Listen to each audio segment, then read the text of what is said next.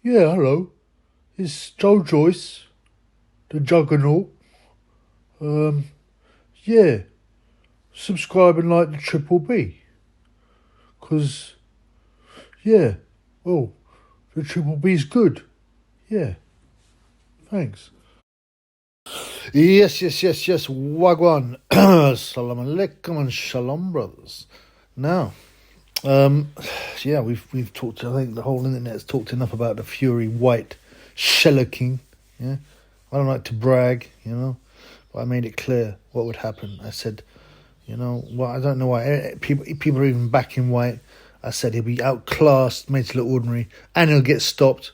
It just happens. He got stopped. I said between 7 and 10, so around earlier. But I'd expect. I didn't expect what's it called, such a beautiful one-shot knockout. But it was always, even in the fight, you like see that. Tyson's jabbing him, making him fall off balance, throwing wild shots. He's just waiting for that opening.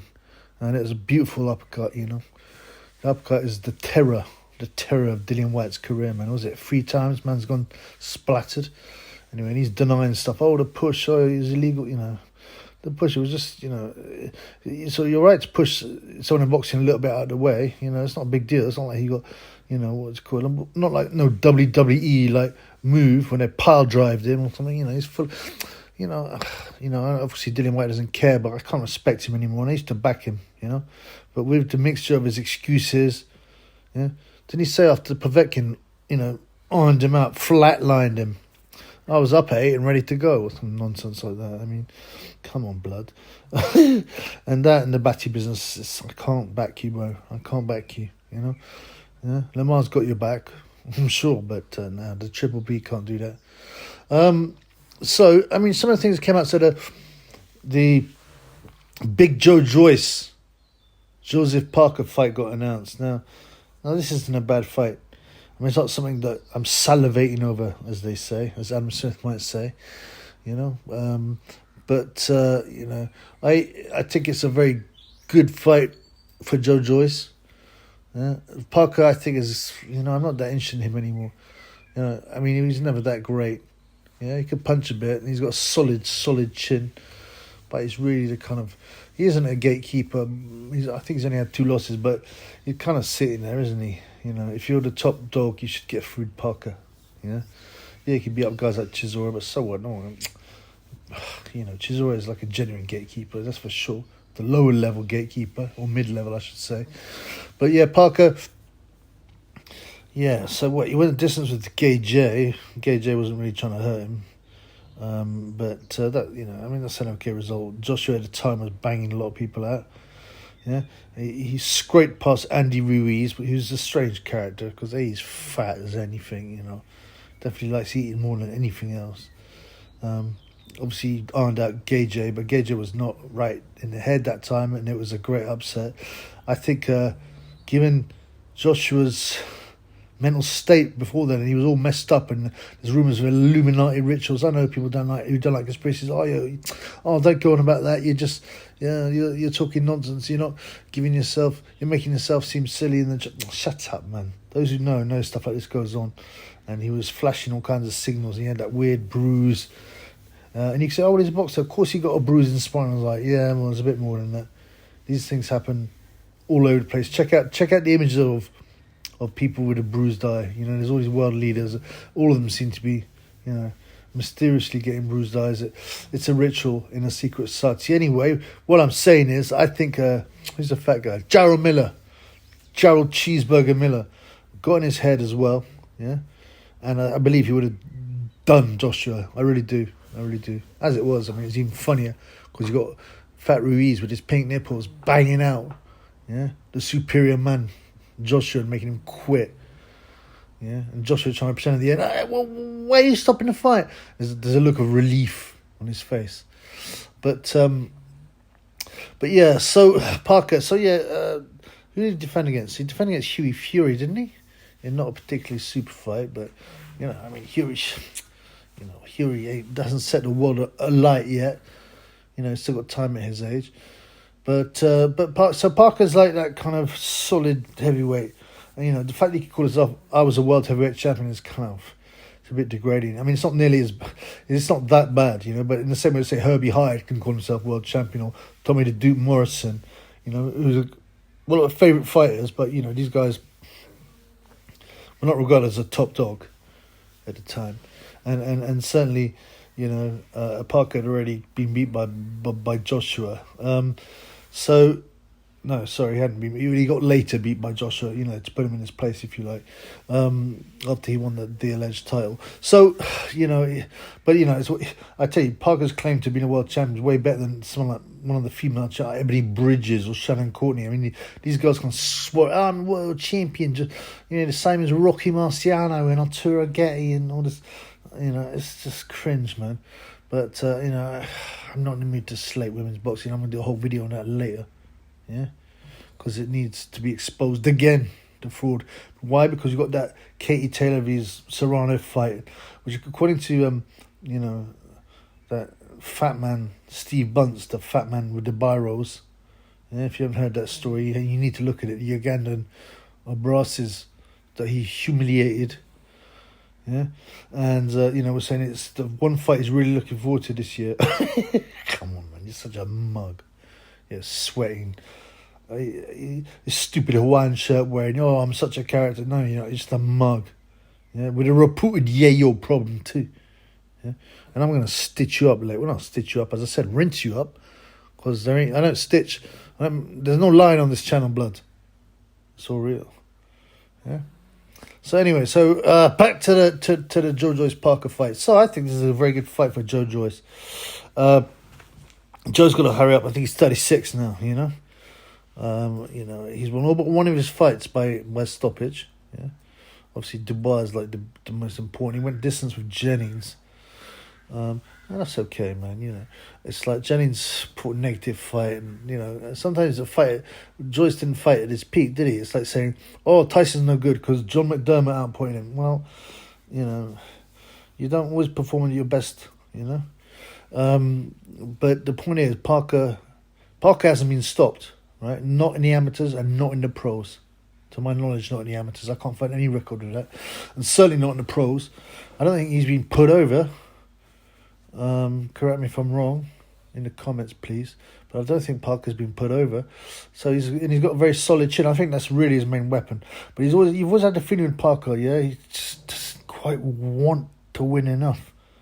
Yeah, it's like when he was boxing Gay J, he's like, you know what, I just don't want to get stopped. Yeah, I'll put up a half decent performance and I'll get my payday and go home to my wife and kids in New Zealand. Yeah, that was the feeling we got. And you get that in quite a lot of his fights. He's not that desperate to stop the other guy, or you know, he doesn't push himself quite far enough. I think he missed something mentally, even though he is tough and he's not that big a puncher. He was spoke of as a puncher, but early on, but yeah, he's a medium puncher. He's not you know, he's not blasting people out left, right, and centre. You know, bums maybe. But that doesn't count. So Joe Parker, I mean, you know, everyone goes, oh, he's so slow. I'm so bored of hearing that. He's so slow. Listen, man, his timing's good. His work rate is super good. Yeah, he just keeps on coming. He doesn't slow.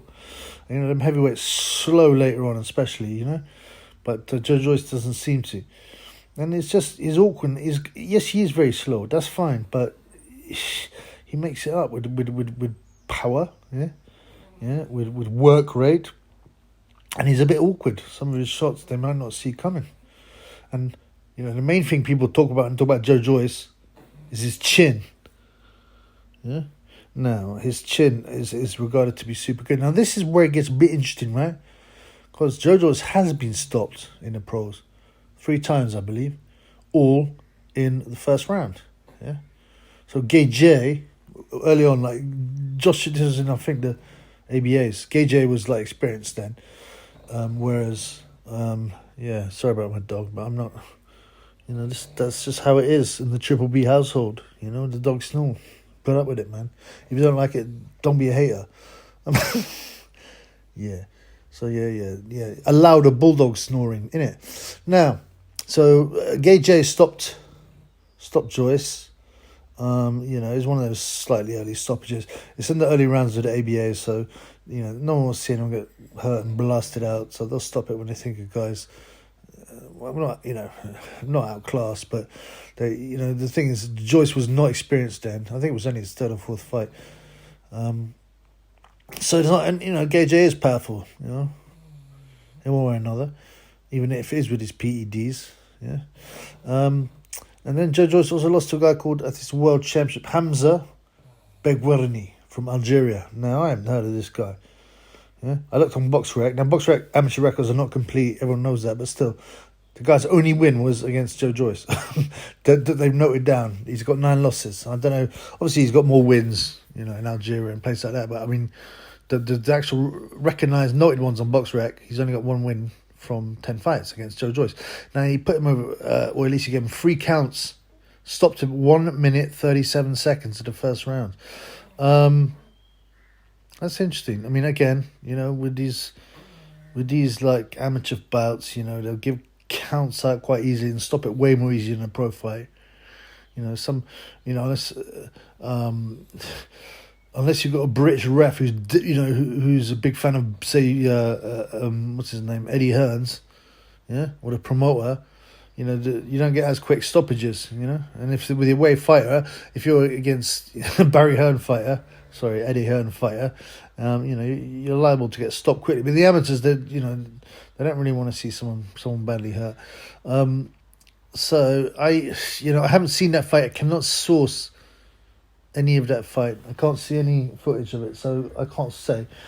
But he may be, because a pro fight, he may be caught with some decent shots in the early rounds, and then he would have steamrolled this guy later. Who knows? But I can't tell without looking at it. It was a surprise result at the time. And also Sergei Kuzmin, he's a big puncher. Stopped him in the first. He put Joe Joyce over. Again, you could say it's a bit of an amateur stoppage. Like he stopped on his feet, and he's not like really all over the shop. He's not falling everywhere, but he gets caught with a decent shot. Kuzmin is a puncher. I think, did he defeat Deontay Wilder? Yeah, I've got to look at that, man. Let's check it out. So, Kuzmin. Oh, I've got his record here. Let's see. He's been a lot of good guys. Maxim Babanin, Ivan Ditchko, Roberto Camarelli, a guy called Ivan Shitikov. He's also lost some top guys. Savon. He beat Shitikov twice. Lost some points to Joshua Close by 2 points. He beat Mihai Nistor. I think it was Nistor who knocked out Wilder, actually. Yeah, he also beat... Kuzmin also beat Zhile Zhang. There's a quality fighter. We know that. We know this. But, he lost to Fraser Clark, Ergovich in the World Series of Boxing. So that's Kuzmin. Kuzmin, he's fat to deceive as a heavyweight, but as a pro heavyweight, but he's still decent. But he's a puncher as well. So that's not a disgrace. There's no disgrace in Joyce losing. Yeah, yes, it was a stoppage. Again, a bit of an amateur stoppage, but no. But we still got to look, right? Joe's never been stopped, amateur or pro. Yeah, and Joe Joyce. So that's Joe Parker. Joe Joyce has been stopped 3 times in the first round as an amateur. And people say, the amateur's different from pros. Yes, it is.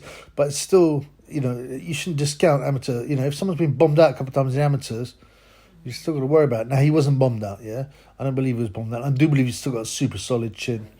And it's like one of them things, when with the experience, your chin gets better. You learn to take the shots better. You're mentally more prepared. Your body's physically more used to it.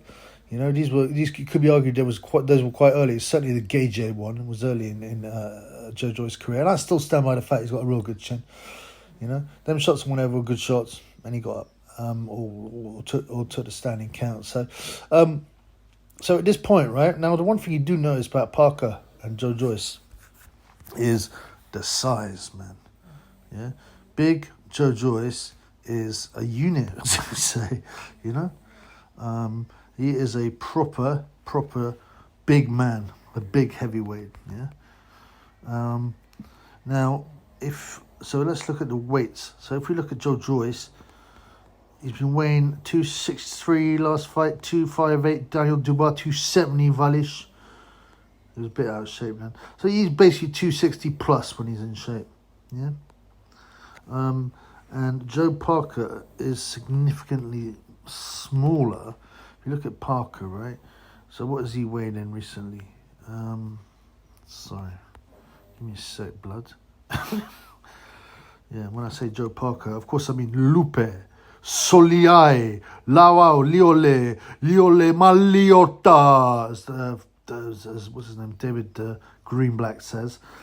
So he weighs, Parker weighed at 250 last fight against Chisora, but generally 240 seems to be the range he's at. Previous to that, his fights all around the 240 range. He weighed 236 against Gay J, but yeah, 240. So he's about 240. Yeah. So I mean, Joe Joyce will have I reckon about a 20-pound weight advantage on him. Yeah, and that's big, you know, and especially as Joyce is solid, you know, and he just comes forward, and that weight and that work rate just wears you down. So at this point, yeah, I'm saying big Joe Joyce will stop Parker in about 10. That's what I'm saying at this point.